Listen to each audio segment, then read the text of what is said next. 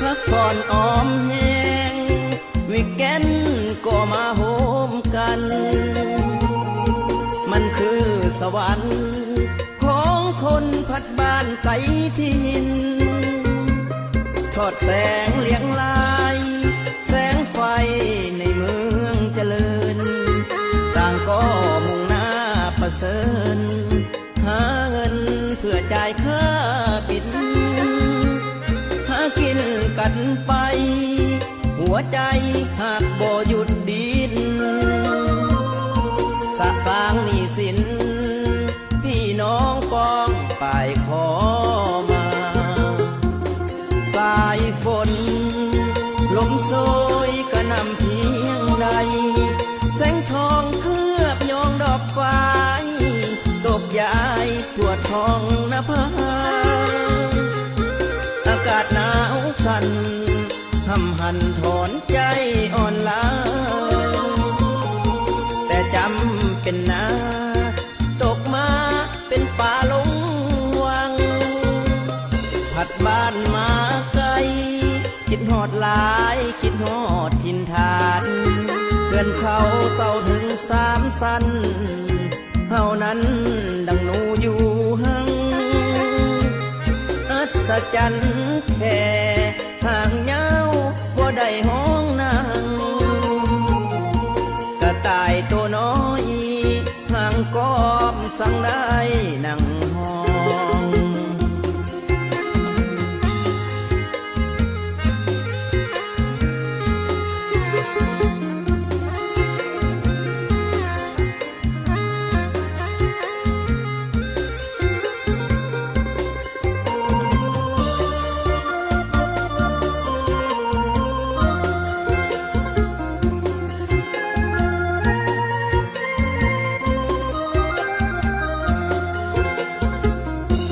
บ้านมาไกล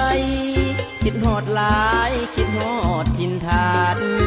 เพื่อนเขาเศร้าถึง3 สั้นเท่านั้นดังหนูอยู่หังอัศจรรย์แค่ห่างเงาบ่ได้ห้องนางกระต่ายตัวน้อยห่างกอบสั่งได้นั่งห้อง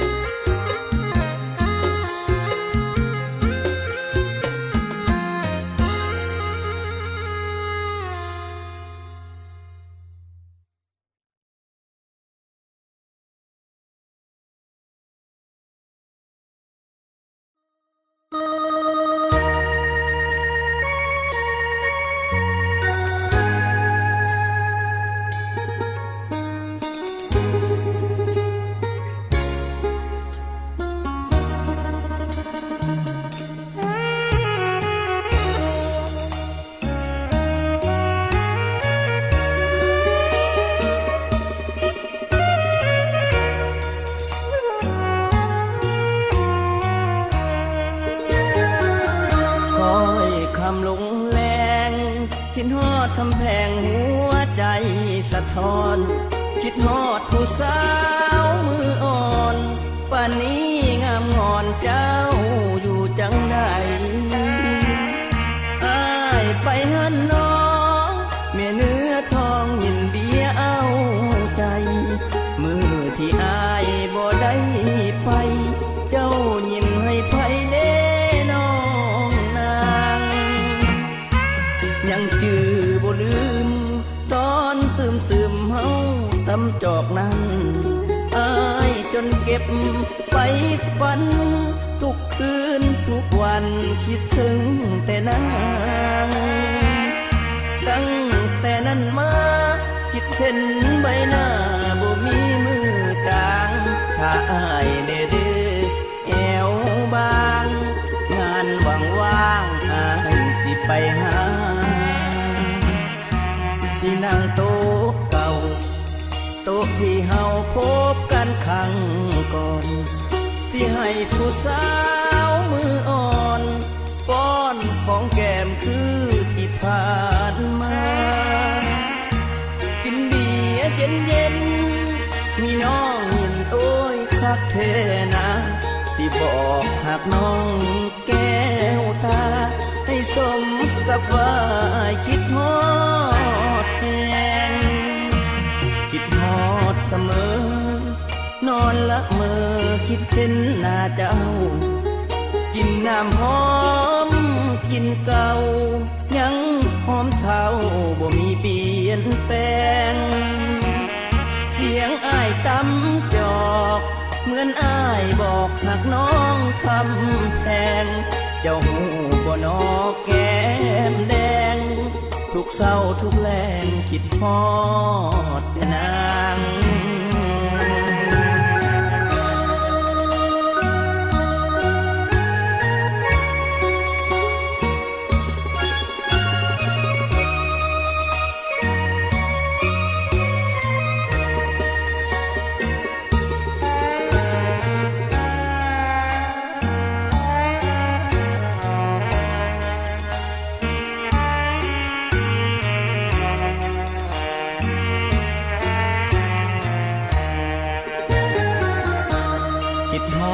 เสมอนอนละเมอคิดเห็นหน้าเจ้ากินน้ำหอมกินเก่ายังหอมเท่าบ่มีเปลี่ยนแปลงเสียงอ้ายตำจอกเหมือนอ้ายบอกหักน้องคำแพงเจ้าหูบ่นอแก้มแดงทุกเศร้าทุกแรงคิดฮอดแต่นาง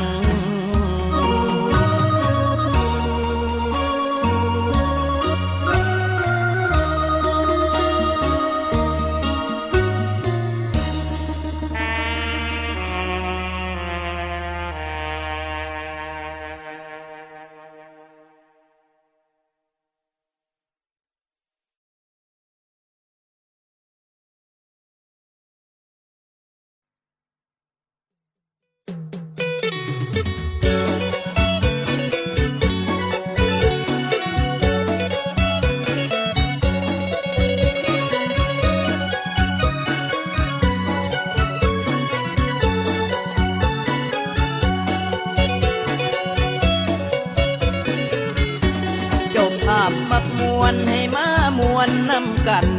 มือนี้เป็นงานของเจ้าภาพมักมวนนำลงไปบ่ย่านไผรบกวนเจ้าภาพสิพามวนให้มามวนนำกันมวนให้เต็มที่พี่น้องอย่าละแวงเราอย่าปะแป้งหมดบ่ได้ก็บ่วันมวนเต็มที่ฟ้อนรำสิ่งแบบมันเจ้าภาพเชิญเดินผ่านมาหน้าเวทีขันมักมวนเอาเชิญพี่น้องเชิญหน้าเวทีเจ้าภาพเชิญตะละลาเอาฮานี่เสียงดนตรีเสพยาวยาวยาวพวกผู้บ่าวซุ้มผู้สาวเมาแล้วอย่าดีน้ำกันมาสนุกสนานม่วนกันเด้อพี่น้องเจ้าภาพมักมวนให้มามวนน้ำกันมือนี้สร้างสรรค์อย่าตีกันเดี๋ยวเรื่องใหญ่ขึ้นให้แน่นักดนตรีก็ได้เจ้าภาพมักลายมักตอนเดินนางเดินเจ้าภาพมักลายมักตอนเดินนางเดินนางเด้อเด้อเด้อนางเด้อเด้อนางเด้อเด้อเด้อนางเด้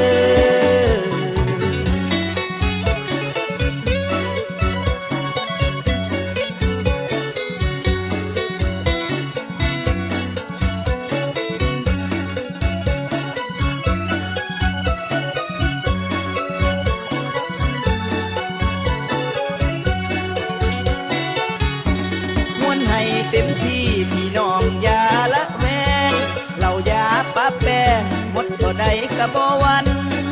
มวนเต็มที่ฟ้อนรำสิ่งแบบมันเจ้าภาพเชิญเดินผ่านมาหน้าเวทีขันมักมวน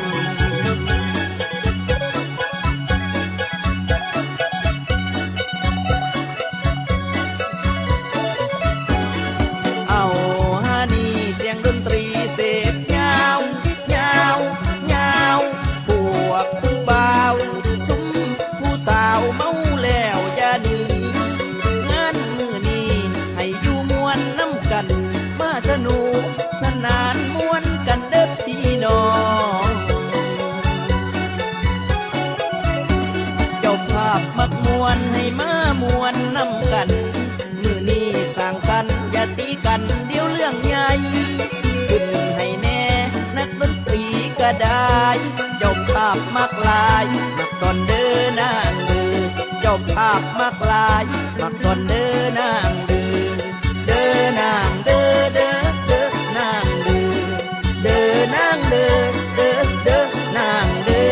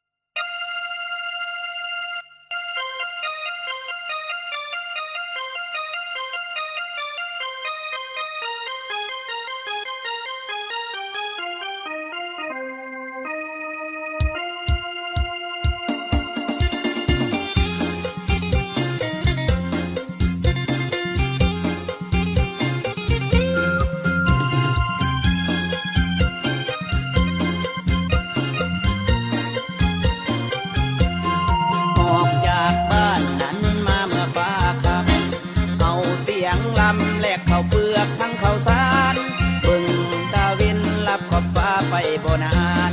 ฝากฝันหวานกับเส้นทางอันยาวไกลห้องหมอลำมาแต่น้อยจนใหญ่ให้แห่งใจคอยแน่จักกะน้อยเปิดเสียงลำโอยโอละนอบ่ย่อท้องอมืองอขา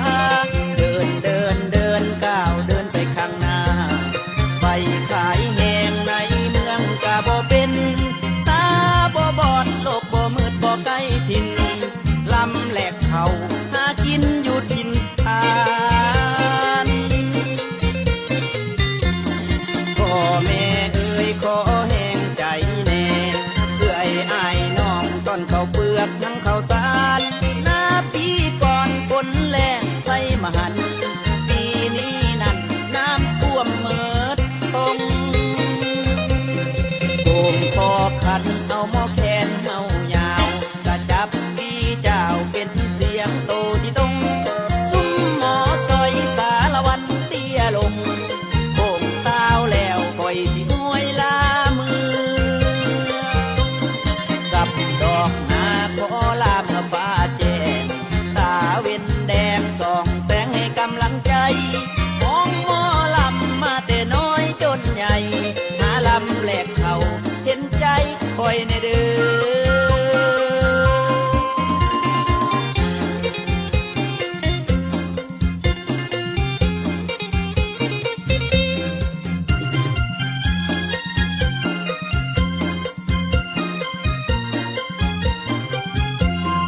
พ่อแม่เอ่ยขอแห่งใจแน่เอื้อยอ้ายน้องต้นข้าวเปลือกทั้งข้าวสารหน้าปีก่อนฝนแล้งไฟมหันต์ปีนี้นั่นน้ำท่วมเมิดทงโป่งคอขันเอาหม้อแคนเฮายาวกระจับพี่เจ้าเป็นเสียงโตที่ตรงซุ้มหมอซอยสารวันเตี้ยลงโป่งตาวแล้วคอยสิห้วยลามือกับดอกนาขอลามาฟ้าแจ้งตาเว้นแดงส่องแสงให้กำลังใจมองหมอลำมาแต่น้อยจนใหญ่หาลำแหลกเขาเห็นใจคอยในเด้อ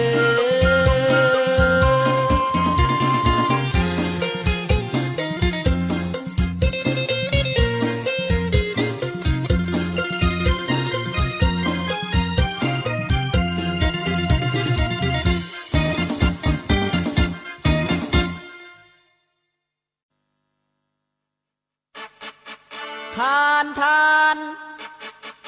ทานเด้อทาน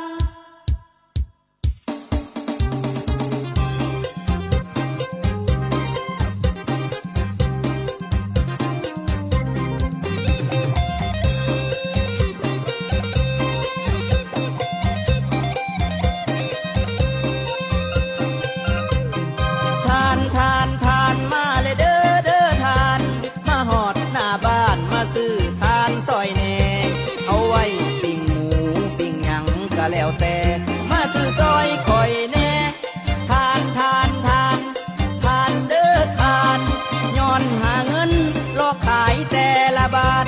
เป็นคนขี้ข้านเลาะบ้านเหยียบห้อยมา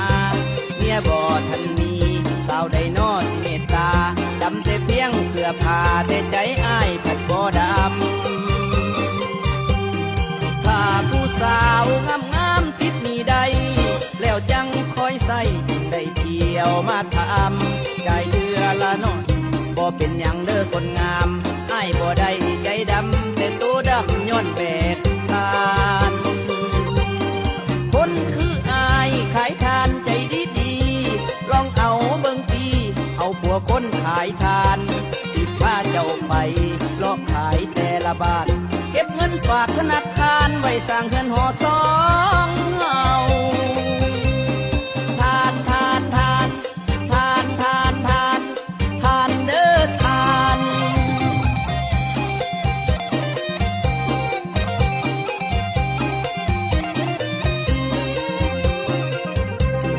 ทานทานทานมาเลยเด้อเด้อทานมาหอดหน้าบ้านมาซื้อทานซอยแน่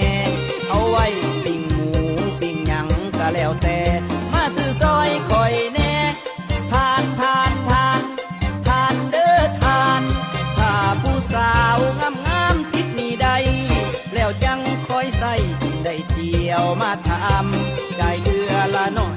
บ่เป็นหยังเด้อคนงามอ้ายบ่ได้ใจดำแต่ตัวดำย้อนแบกทานคนคืออ้ายขายทานใจดีลองเอาเบิ่งปีเอาผัวคนขายทานสิพาเจ้าไปลอกขายแต่ละบ้านเก็บเงินฝากธนาคารไว้สร้างเฮือนหอสองเฮาทานทานทานทานทานทานทานเด้อทาน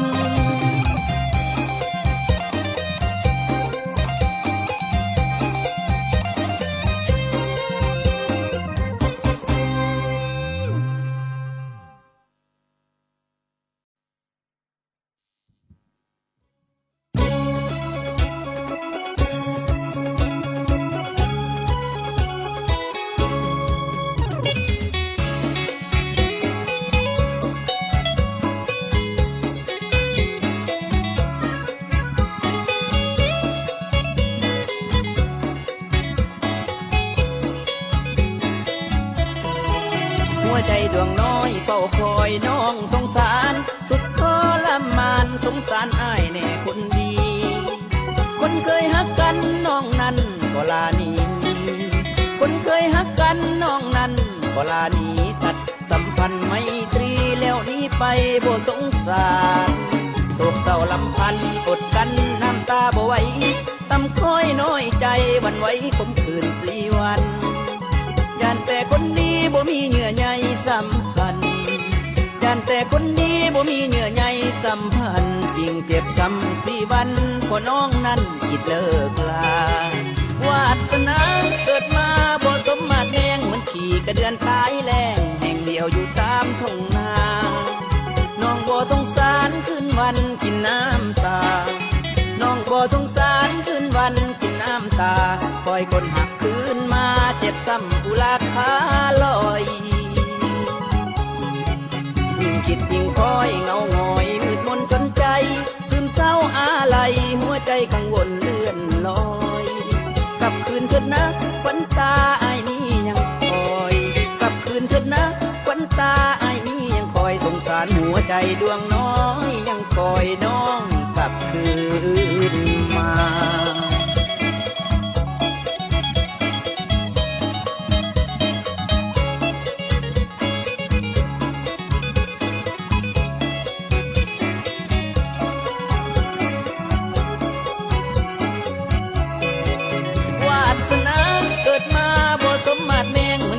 เดือนตายแรงแห่งเดียวอยู่ตามทุ่งนาน้องบ่สงสารคืนวันกินน้ำตาน้องบ่สงสารคืนวันกินน้ำตา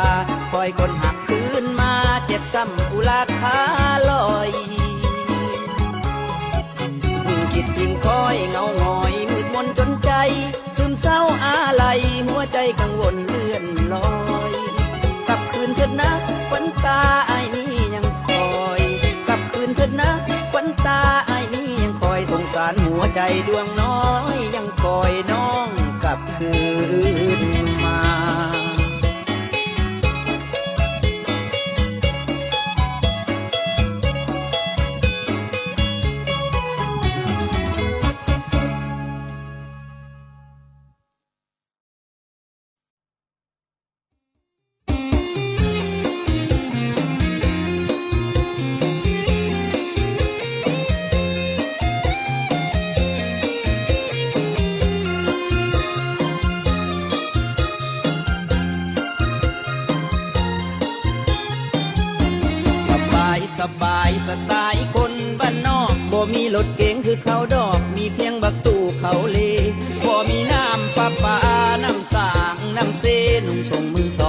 เล่บ้านใดเด้สิล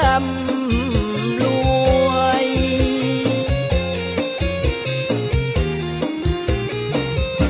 ผู้แส่ผู้สาวบ่แนมเบิ่งพ่อตาเขาบ่มักสาวหน้าเหม็นกินต้มสาบป่วย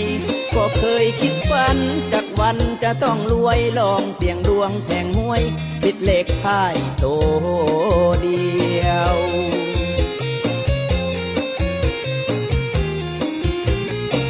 ก็เลยอยู่เดียวเปลี่ยวโดดเป็นบ่าวโสดสาวบ่เลียวนอนตุ้มผ้าห่มคนเดียวหน้าเหี่ยวเหี่ยวเปลี่ยวหัวใจ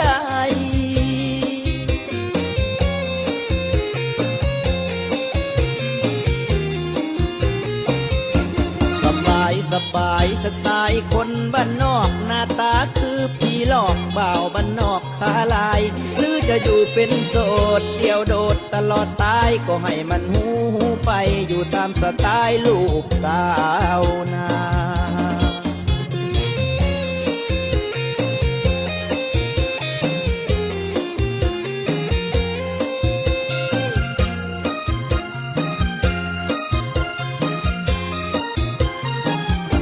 ผู้แส่ผู้สาวบ่แนมเบิ่งพ่อตาเขาบ่มักสาวหน้าเหม็นกินต้มสาป่วยก็เคยคิดฝันจากวันจะต้องรวยลองเสี่ยงดวงแข่งหวยติดเลขท้ายโตเดียว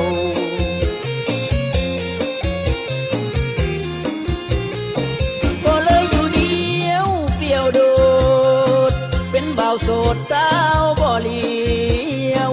นอนตุ้มผ้าห่มคนเดียวหน้าเหี่ยวเหี่ยวเปลี่ยวหัวใจ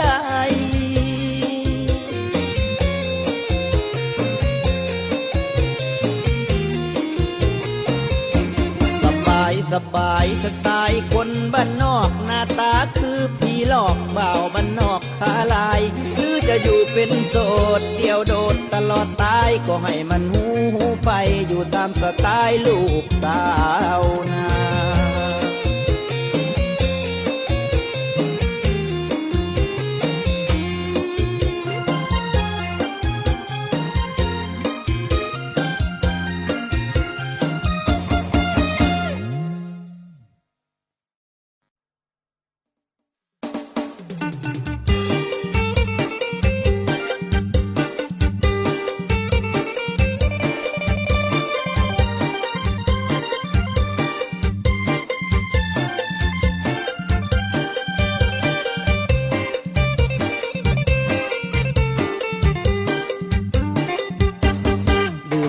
ลาวเสียสาวดาวเต้นไอ้บ่ได้เสียเส้นดอกเด้อน้องสาว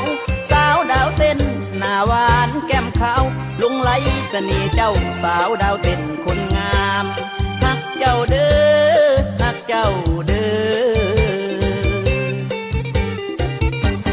แก้มปีลีเสียงดนตรีเสพยาวโคศกประกาศเว้าหลอกนี่คือหมอลำสาวดาวเต้นเอวอ่อนฟ้อนงามโยกว่าโยกใส่ตามจังหวะเพลงบรรเลงมวนโอ้ยละว่าคำนางโอ้ยละว่าคำนางกะพงบางขาอ่อนเด้อนางเด้อเด้อนางเด้ออ่อนซ่อนเด้เด้ลูกสาวเพิ่นอ้ายอยากเอิ้นกินข้าวห่วมผ้ามาน้องมากินปลาห่วมถ้วยกินละกล้วยละห่วมวีสาวผู้ดีคนงามเอ่ยสาวผู้ดีคนงามเอ่ยฮักเจ้านะฮักเจ้านะดื่มเบียร์ลาวเสียสาวดาวเต้นไผสิว่าเสียเส้นข่อยกะบ่สนทั้งมวนทั้งเมาดื่มเบียร์ลาวแก่จนเสียสาวดาวเต้นหน้ามนเมื่อเท่าใดอ้ายสิจ่ายฮักเจ้าเด้อ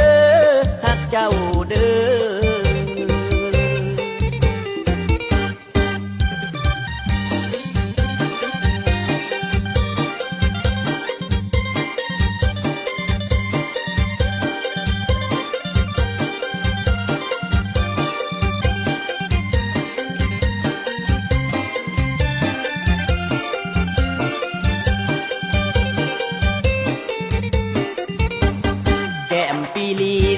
นตรีเสพยาวโฆษกประกาศเว้ารอบนี่คือหมอลำสาวดาวเต้นเอวอ่อนฟ้อนงามโยกขวาโยกใส่ตามจังหวะเพลงบรรเลงมวนโอ้ยละว่าคำนางโอ้ยละว่าคำนางกะปงบางขาอ่อนเด้อนางเด้อเด้อนางเด้ออ่อนซ่อนเด้เด้ลูกสาวเพิ่นอายอยากเอิ้นกินข้าวห่วมผ้ามาน้องมากินปลาห่วมถ้วยมาน้องมากินละกล้วยละห่วมวีสาวผู้ดีคนงามเอ่ยสาวผู้ดีคนงามเอ่ยฮักเจ้านะฮักเจ้านะดื่มเบียร์ลาวเสียสาวดาวเต้นไผสิว่าเสียเส้นข่อยกะบ่สนทั้งมวนทั้งเมาดื่มเบียร์ลาวแก่จนเสียสาวดาวเต้นหน้ามนเมื่อเท่าใดอายสิจ่ายฮักเจ้าเด้อฮักเจ้าเด้อ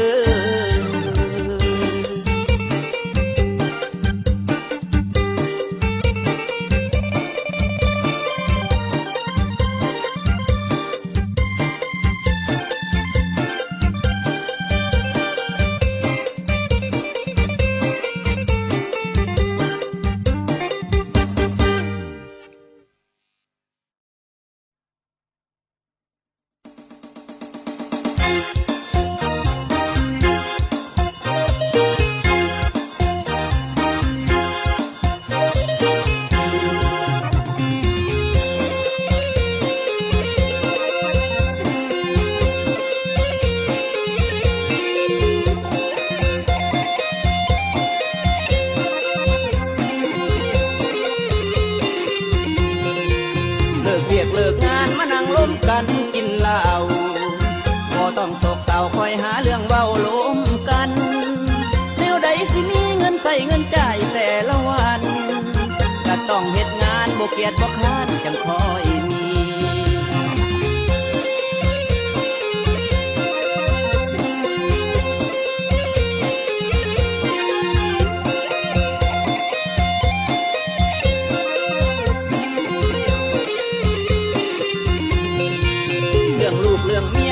เข้าใจทุกอย่างบ่เคยคิดห่างบ่เคยคิดแยกแตกหนีหัวไปกินเหล้าเมามาบ่เคยต่อยตีเมามีสติพวกเสียนเหล้าเข้าใจมาเฮามาวางแผนกินเหล้าของแก้มเฮามีหยังกันแท้ขันญาติบ่มีก็ให้วางแผนซื้อมาแน่ปิ้งปลาปิ้งแบ่อันใดก็ได้บ่ว่ากัน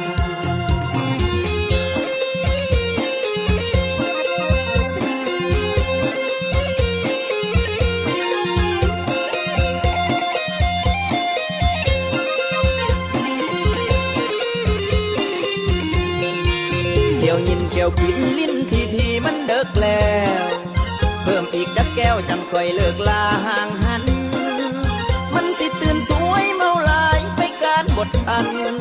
ตัวไผตัวมันมือหน้าจังมาวางแผนกันใหม่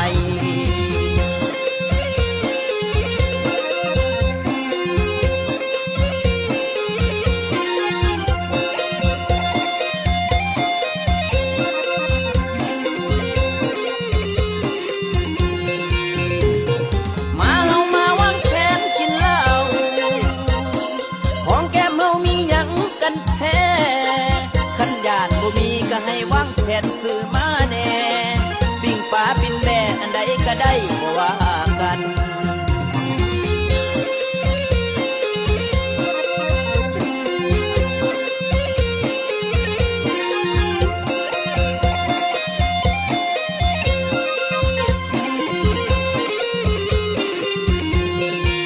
เที่ยวยินเที่ยวกินลิ้นทีมันเดึกแล้วเพิ่มอีกจักแก้วจังค่อยเลิกลาห่างหันตื่นสวยเมาหลายไปการบทอันตัวไผตัวมันมือหน้าจังมาวางแผนกันใหม่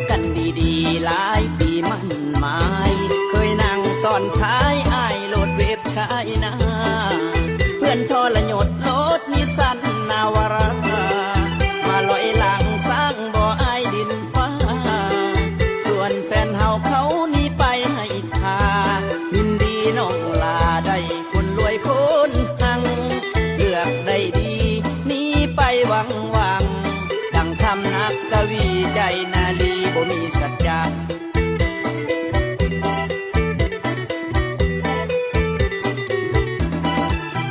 ไปโลดอ้ายบ่โกรธเคืองเจ้าโอกาสไต่เต้าตอนเจ้ามีจังหวะเบื่อรถจักรไปมักโซเฟอร์กระบะอ้ายเป็นทางผ่านน้องต้องการฐานะหัวยิ้มทิมปะอ้ายง่ายๆสบายใจปื้มดังเหมือนนิยายทายเรื่องนิทานที่เล่าอ่านกันมา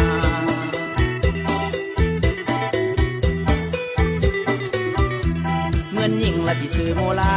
ข้าผัวจนมอละนา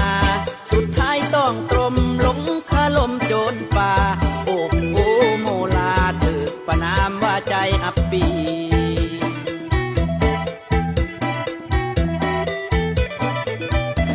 ไปดีเด้อละแฟนของอายบายบายบ่ต้องห่วงยามใดตกถึกส่วงดวงขึ้นคอยว่ากันหันเลิกลารถเวฟชายนาบ่สมน้อง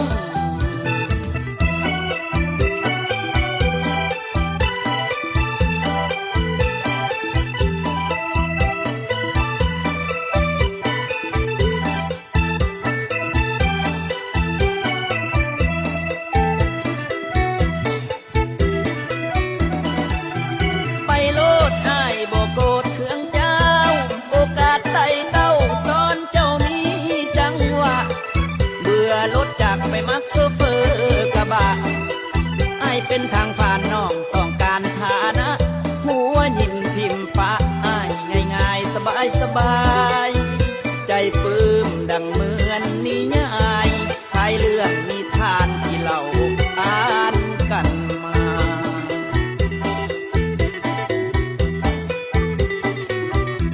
เงินยิ่งละที่ซื้อโมลาข้าผัวจนมอละนาสุดท้ายต้องตรมหลงคาลมโจรป่าโอ้โหโมลาเถิดประนามว่าใจอับปี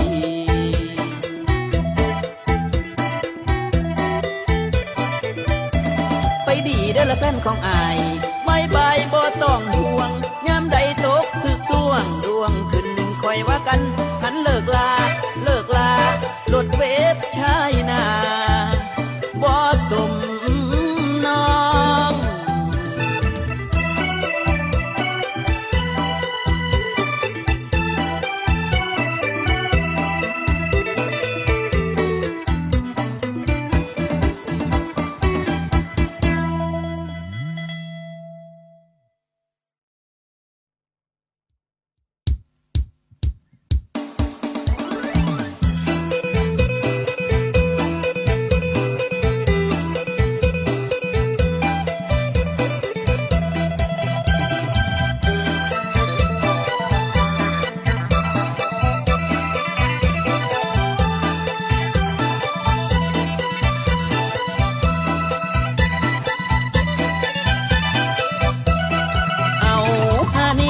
ละบวนแล้วแนวใดก็ได้ว่าพนานาต่อไทยกะใจเรื่องต่อก่อนสีจอนมาบอนแนวมักของเพิ่นคักเราให้เล่าแท้ดื่มพ่อแก้ให้เส้นจากหน่อยดูดไปค่อยๆหวานจ้อยดูดทรงลงกระเพาะว่าสิเอาพ่อหมอบอนเฮาหมายไว้พี่สาวมาเด้อละแม่นนางไก่ละเถิดใจเฮานึกกะเลยพากันดึกดูดเอาเมาแท้แล่ไปหนายังเอามาให้ไหมบ่ายเข้าใส่คนละกึก2กึก3กึก4กึก5กึก6กึกฟังเสียงกะทึกเบาละเมาแท้อีหลีเมาซ้ำนี่พอดีได้ที่เกินกว่านี้พี่เราสั่งสอนแน่นอนเด้อเราข้าวเหนียวดื่มจอกเดียวหวานขอพ่อใส่กินไรได้เกินไปลำบากสะเหนาะหากออกทิมละหัวยิ้มว่าเมาบ่ยังหัวทางลงหมอนย้อนมาหาวเบิ่งเงื่อนคือปีนพี่กี่เหล่าเมาลายเกินที่นี่แต่นักเด้อละแม่นโยนปานมักต้นกระเดียงสิงวิ่งเวียนตองขึ้นสมองนักหน่วงเราให้บ่ลวงเบาแท้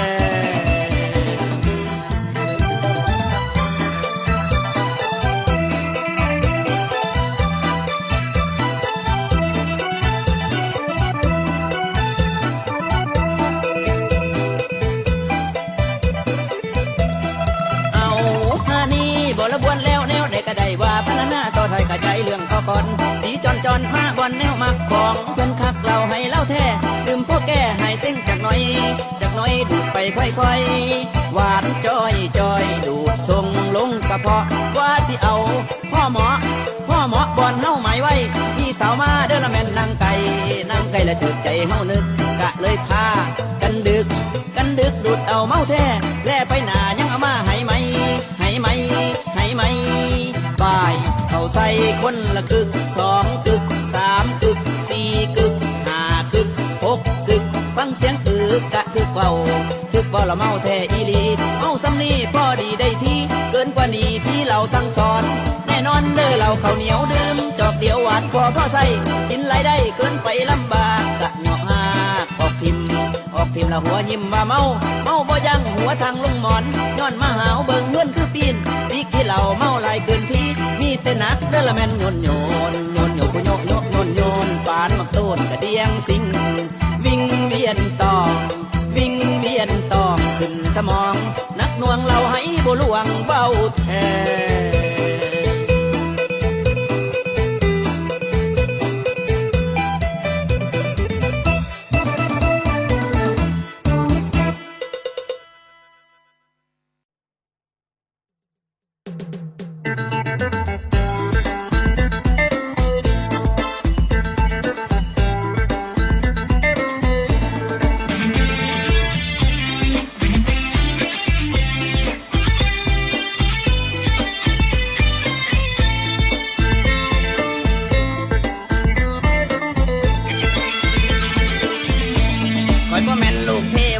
พ่อสิได้มาขอเงินแม่ใส่คอยบ่แม่นซุปเปอร์สตาร์พ่อสิได้มาขอเงินพ่อใส่คนเก่งคือข่อยพ่อแม่ใส่มาเฝ้าหน้าเลี้ยงไก่ทั้งคาดทั้งไทยเฮ็ดหน้าเฮ็ดให้ย้อนว่าความจน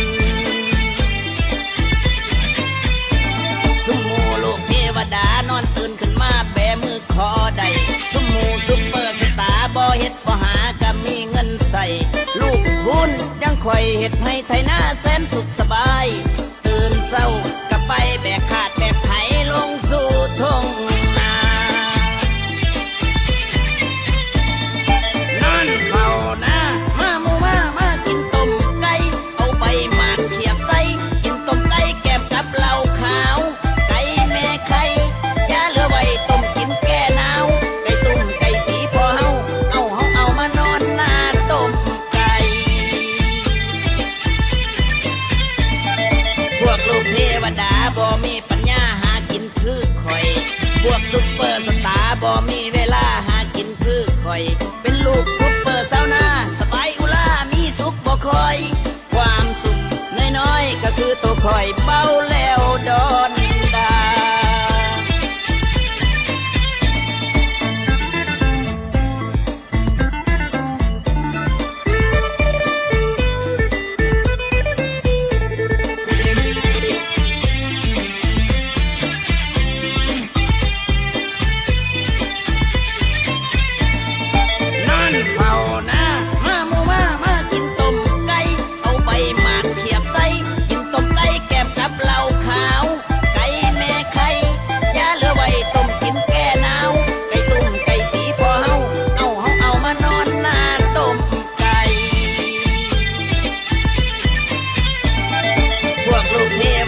บ่มีปัญญาหากินคือข่อยพวกซุปเปอร์สตาร์บ่มีเวลาหากินคือข่อยเป็นลูกซุปเปอร์สาวนาสบายอุลามีสุขบ่คอยความสุขน้อยๆก็คือตัวข่อยเบา